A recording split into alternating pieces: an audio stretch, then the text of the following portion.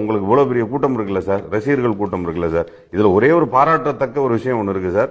இதுவரைக்கும் விஜய் நான் வரைக்கும் பாராட்டினதே இல்ல, நான் இந்த விஷயத்துல நான் பாராட்டுறேன். ஒருவேளை அவருடைய குரல் தவறா போச்சுன்னா இங்க மிகப்பெரிய பிரச்சனை நடக்கும் சார். அது என்னன்னு கேட்டா, ரசிகர்கள்லாம் சென்சார் போர்டுக்கு எதிராகவும் மத்திய அரசுக்கு எதிராகவும் போராட்டம் பண்ணி என் படம் வேணும்னு கேட்டான்னு வச்சுங்க, தமிழ்நாடே சந்திச்சுப்போம். அந்த ஒரு விஷயத்தை விஜய் இன்னைக்கு வரையும் பண்ணல சார். அதுக்கு நீங்க முதல்ல பாராட்டணும் அவரை. அப்ப அவர் அமைதி காக்கிறது நல்லதுதான்றீங்களா? பாஜக என்னதான் நம்ம மாற்றுக் கட்சியை சேர்ந்தவர்களாக இருந்தாலும் சில விஷயங்களை நம்ம ஒத்துக்கிட்டு தான் ஆகணும். அந்த வேலையை அவங்க செய்யறதுக்கு நிறைய வாய்ப்பு இருக்கு. மத்தவங்கலாம் செய்யறானோ, மத்த ரசிகர் செய்வானோ இல்லையா சார், இவர் ரசிகர்கள் கட்டாயமா செய்வாங்க சார். பராசக்தி படத்துக்கு போயிருக்கேன் சார், ஒரு 60-70 பேரு தாவேக்கா துண்டை போட்டுக்கிட்டு வரான் சார் உள்ள. பராசக்தி அவனுக்கு பிடிக்காது சார். அந்த படத்தை பார்க்கவே இல்ல சார். டிவி கே சார் படம் போட்டான் சார். நான் இவ்வளவு பேஷனான ஒரு ரசிகனை பார்த்தது இல்ல சார்.